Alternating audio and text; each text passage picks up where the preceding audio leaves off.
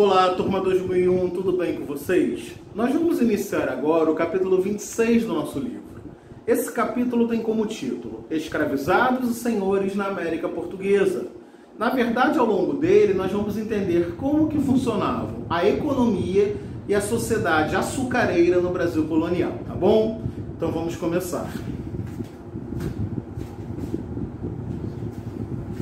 Pessoal, como nós vimos na última aula, a atividade açucareira foi a primeira atividade econômica desenvolvida na América Portuguesa, no Brasil. Vocês podem perguntar, professor, mas e o pau-brasil? O pau-brasil já estava na colônia quando os portugueses chegam. Eles retiram o pau-brasil e levam para Portugal. Por isso, o açúcar é a principal atividade desenvolvida aqui na colônia. A principal região açucareira do Brasil foi o Nordeste, sobretudo a capitania de Pernambuco. Isso acontece por causa da presença do solo de massapê, que era característico da região do Nordeste.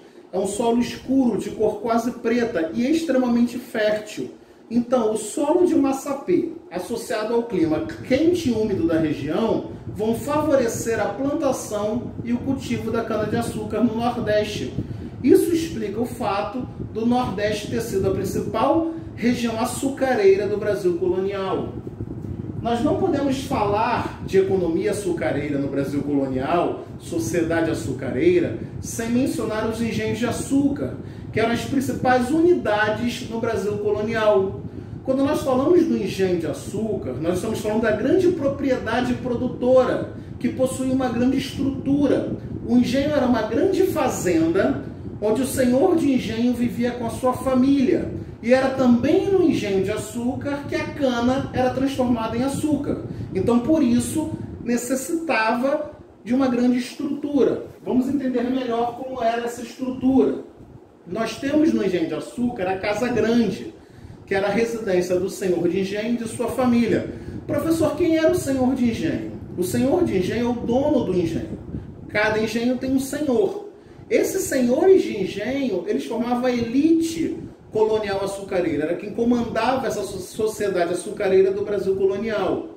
Nós temos a senzala, que é a instalação onde os escravos viviam e que ficavam trancadas durante a noite para evitar que esses escravos fugissem.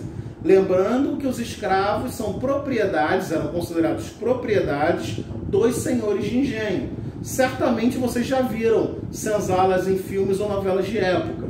Nós tínhamos ainda a Casa de Engenho, aí sim, era o local dentro do engenho onde a cana era transformada em açúcar.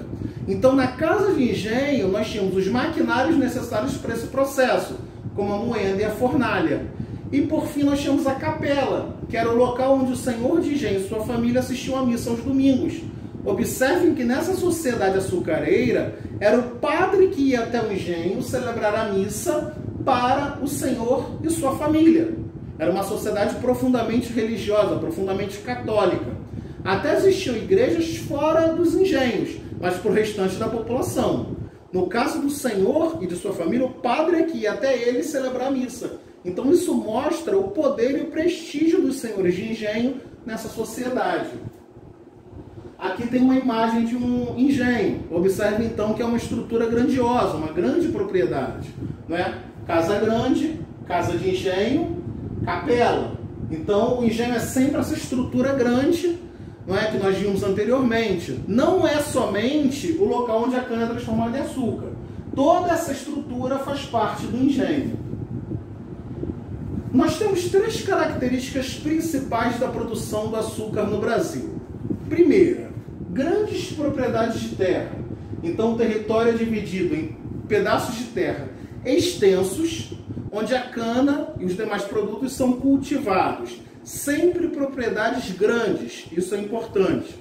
Segunda, predomínio da monocultura. O que é monocultura? Cultivo de um único produto.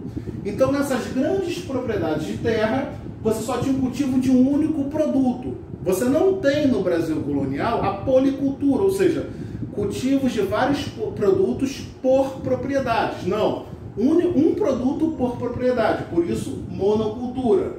E por fim, a base da economia açucareira colonial, mão de obra escrava. Quem trabalha nessas propriedades do Brasil colonial são os escravizados.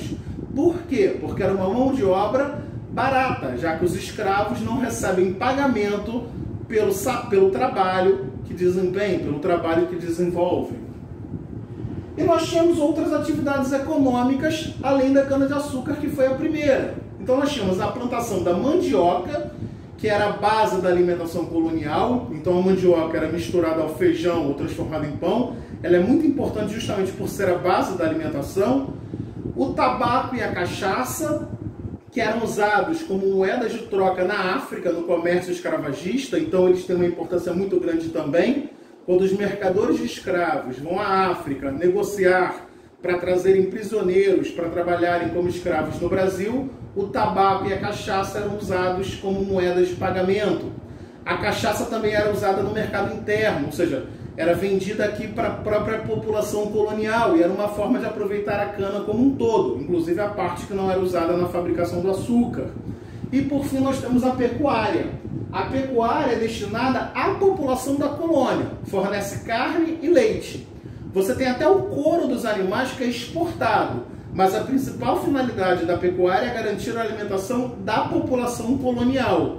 E os animais usados na pecuária também eram usados para puxar os carros, as carroças, como queiram chamar, que eram usadas nas plantações, tá bom, pessoal? Então, com isso, nós iniciamos o capítulo 26 do nosso livro, vendo um pouco da economia colonial no Brasil açucareiro. Agradeço a vocês pela atenção, pela paciência, façam as atividades, deixo um grande abraço e espero reencontrá-los em breve. Até a próxima!